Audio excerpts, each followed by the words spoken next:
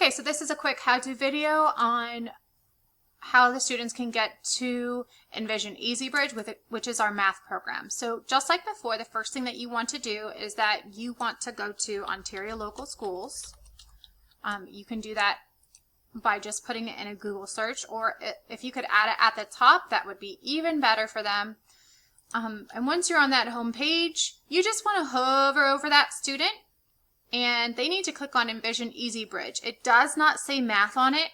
They just need to remember that our program is called Envision.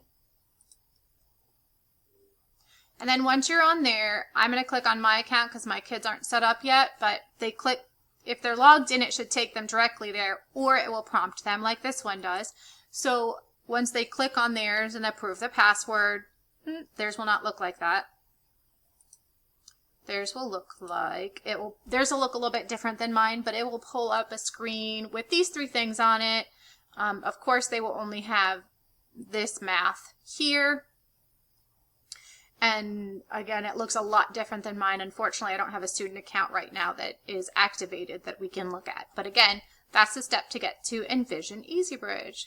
Thank you.